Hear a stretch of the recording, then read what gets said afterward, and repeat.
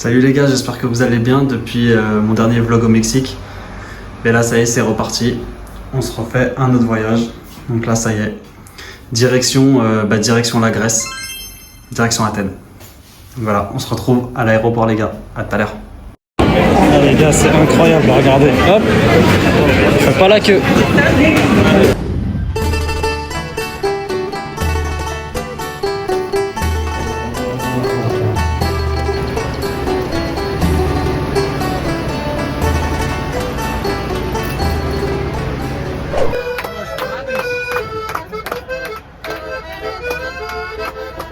Les gars, vous voyez la dame avec la chemise bleue?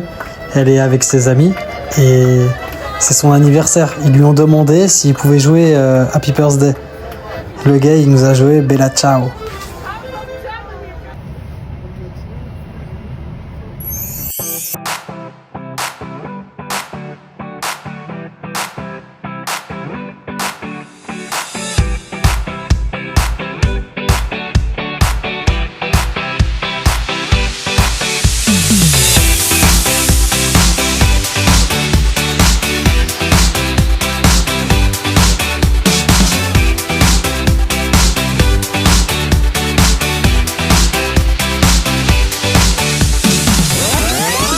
Salut les gars, j'espère que vous allez bien. Pour le jour 1, direction l'Acropole d'Athènes. C'est un incontournable de cette ville. Et hier, je vous ai pas fait de vidéo parce que j'étais KO, j'ai juste fait le room tour. J'étais vite fait au supermarché pour acheter à manger. Et ouais, c'était par contre, c'est archi cher. Mais bon, tranquille. Donc voilà, là, je vais aller jusqu'au métro à pied. Je vais pas prendre le bus, je vais aller à pied, comme ça me permet de découvrir le quartier. Et ensuite, direction l'Acropole. Donc voilà. Allez, on se retrouve là-bas. Alors en fait, vous voyez, moi, l'appartement, il est là en haut sur le premier balcon, à droite. Et du coup, le supermarché était juste là, dans le magasin. Je vous le montre.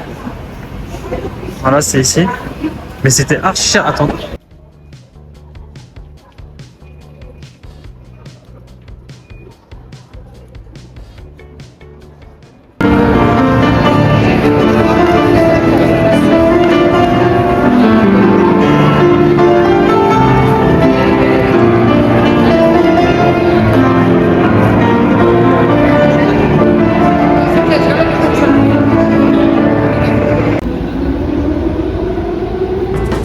Salut les gars, je suis face à l'Acropole, le cœur d'Athènes. Aujourd'hui, on va visiter ce site.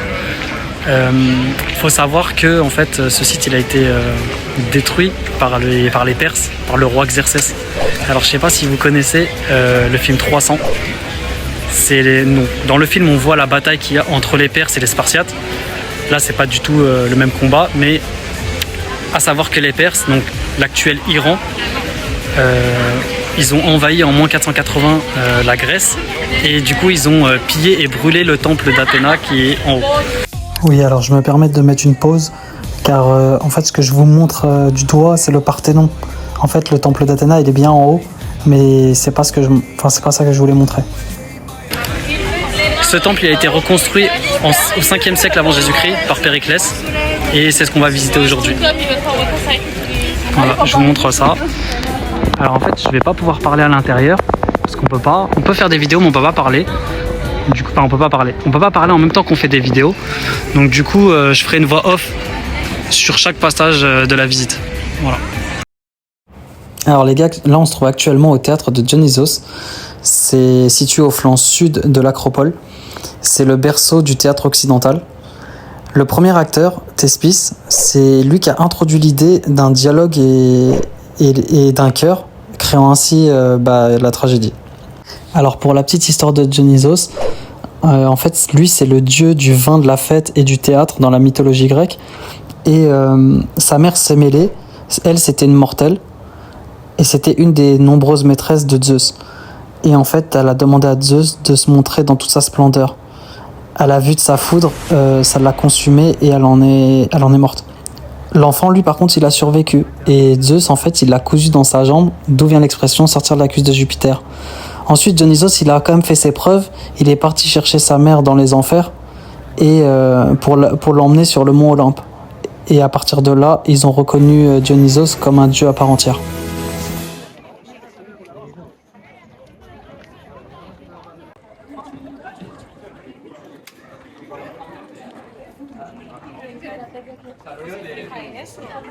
España.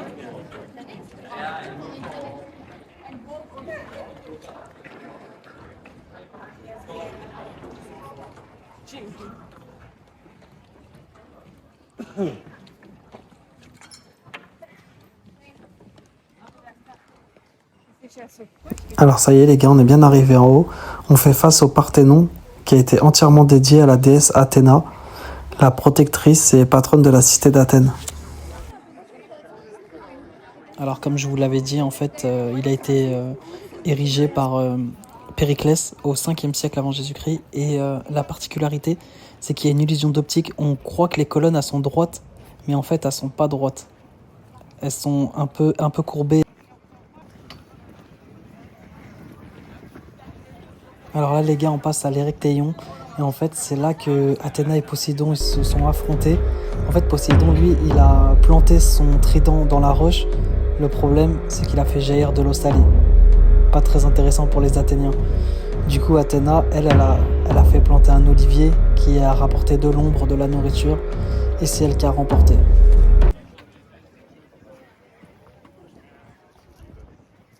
Pour la petite anecdote, les Perses de Xerxès, ils ont mis à feu l'ensemble du site, dont l'olivier sacré d'Athéna. Et l'historien antique Hérétote, il raconte que dès le lendemain, une pousse de près d'1 mètre de haut avait déjà jailli du tronc calciné. Pour les Athéniens, c'était un signe absolu que Athènes, en fait, même détruite, elle allait quand même renaître de ses cendres.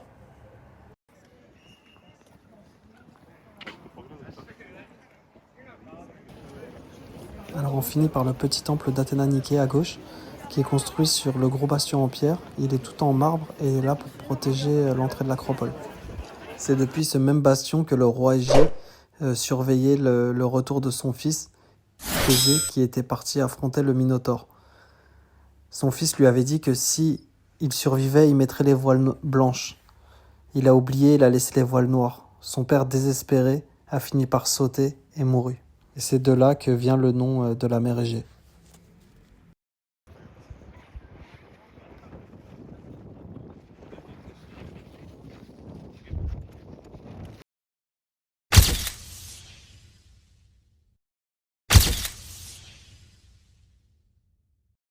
Salut les gars, j'espère que vous allez bien.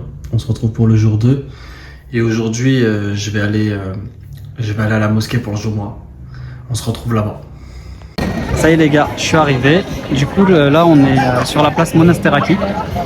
Et la bâtisse que vous voyez en face, en fait c'est une mosquée de style ottoman du XVIIIe siècle.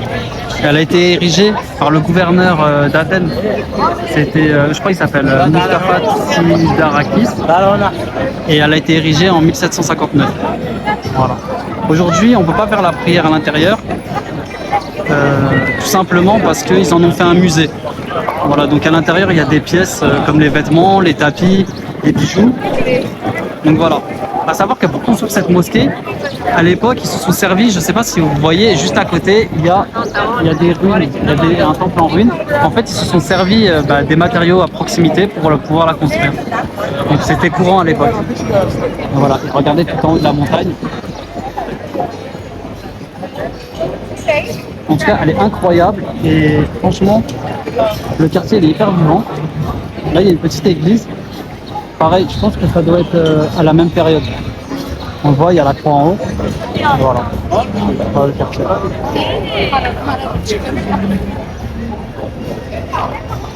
À savoir pour les musulmans, comme on peut pas faire la prière dans cette mosquée, il y a une mosquée flambant neuve à 2 stations de métro d'ici. Donc voilà.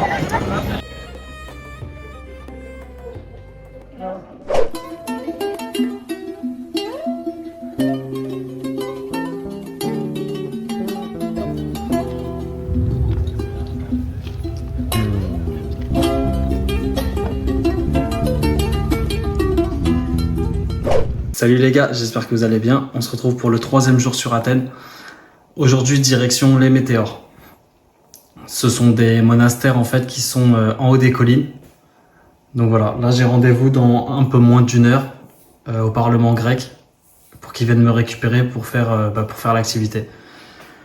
Hier j'ai pas trop fait de vidéo parce que c'était le jour de la mosquée, puis j'ai passé une petite journée tranquille dans Athènes. Et voilà. Allez, on se retrouve là-bas. Les gars, je me trouve actuellement au pied de la falaise de Météore. Et en fait, elles se sont sculptées avec le temps. Parce qu'avant, c'était pas du tout ça, c'était un grand lac. Et avec l'érosion, ça a formé les grands pics de roches qu'on voit qui s'élancent vers le ciel. Et c'est là que les moines, en fait, ils ont décidé de faire leur monastère. C'est ça qu'on va aller visiter aujourd'hui. Donc voilà. Franchement, c'est incroyable.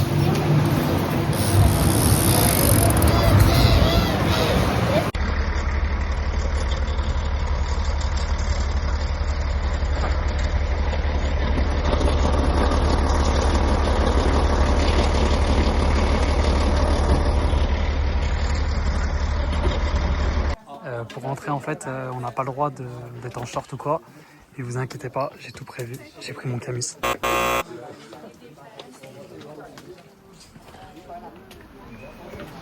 là-haut, il a l'air incroyable. On dirait un château au haut d'une falaise.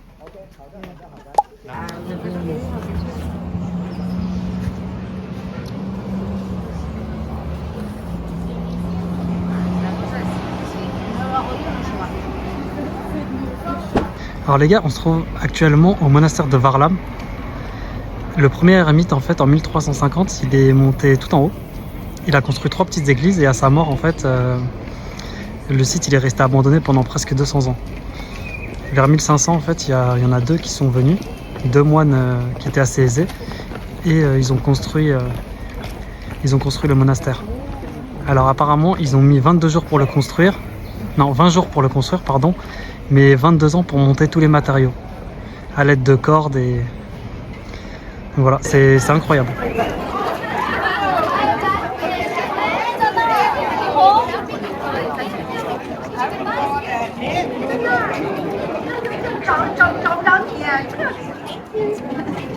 Yeah, it's great. Thank you.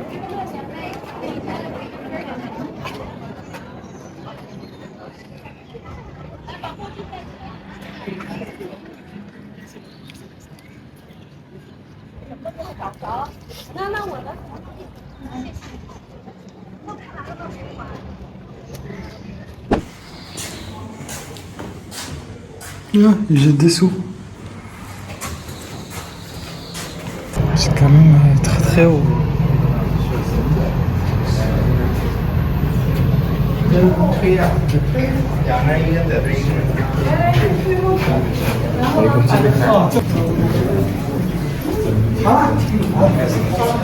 Allez, je tourne avec toi.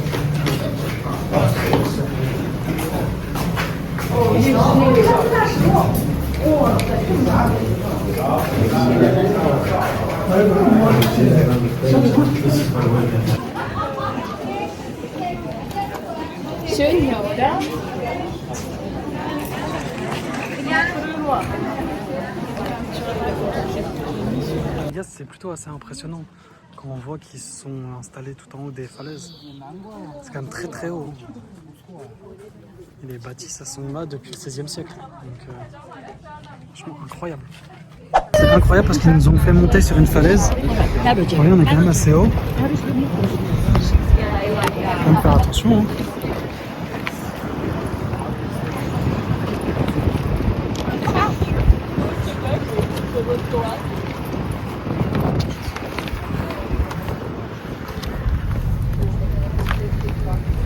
Les gars, du haut de la falaise, la vue elle est incroyable.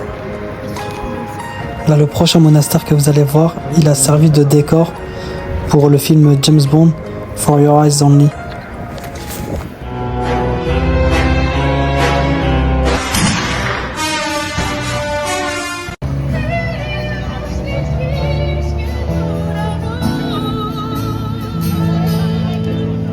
Salut les gars, j'espère que vous allez bien.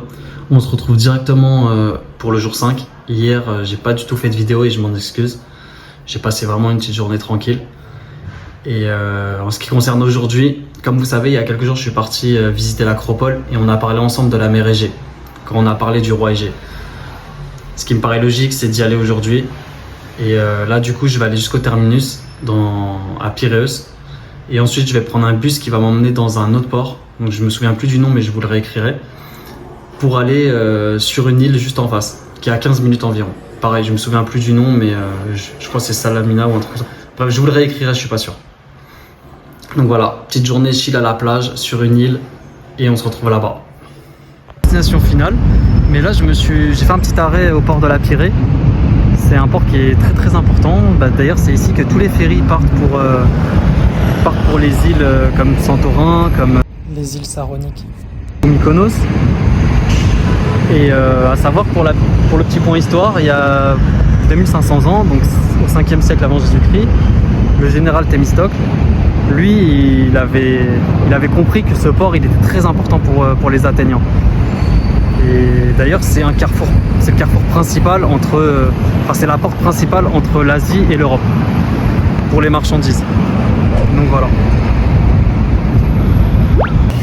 Voilà, c'est bon les gars, je suis bien arrivé au port et en fait, je vais prendre un ferry qui va m'emmener sur l'île de Salamine en 15 minutes. Donc voilà, on se retrouve sur le bateau. Comme je vous disais, je vais prendre le ferry et honnêtement, ça m'a coûté rien du tout. 1,20 €. Donc voilà. Bizarre parce que vous savez, d'habitude, moi je fais la traversée à Malaga. Soit à Almeria, soit à Malaga pour aller à Nador. Et je la fais en voiture. Et là, ça fait bizarre d'être juste piéton. Les gars, je suis bien arrivé à la plage. Bon, je suis un peu déçu, je vous cache pas, parce que c'est pas vraiment ce type de plage auquel je m'attendais. Mais on reste positif, voilà. Au moins, je peux me baigner. Je suis dans la mer Égée. Il y a une bonne température, il fait toujours 30 degrés. La vue est incroyable. Voilà, après c'est dans un endroit un peu isolé sur l'île. Mais finalement, le point positif, c'est ça aussi. Au moins c'est tranquille, c'est pas rempli de monde. Parce que les plages où il y a plein de monde, moi j'aime pas ça non plus. Mais voilà. En tout cas, on reste positif et voilà. Les gars, je me suis arrêté pour prendre un cocktail. Franchement, il est bon, hein, c'est ananas. Et le cadre, il est vraiment cool. Là-bas, il y a la plage. Et regardez, petit clin d'œil à mon voyage précédent. C'était obligé les gars.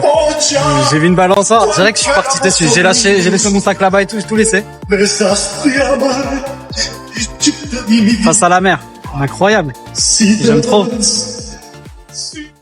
Les gars, j'en profite pour vous faire une petite vidéo sur le retour. Dans quelques minutes, on va arriver au port. Je voulais vous parler de l'Odyssée de Homère. En fait, le héros de la mythologie grecque, c'est Ulysse, le roi d'Ithaque. Il est parti en guerre pendant 10 ans à Troie. Et vous savez, ils se sont servis de la ruse du cheval de Troie pour gagner, pour remporter cette guerre. À la suite de ça, sur son retour, il a mis 10 ans de plus pour rentrer chez lui, dans sa ville natale à Ithaque, où sa femme Pénélope et son fils Télémaque l'attendaient.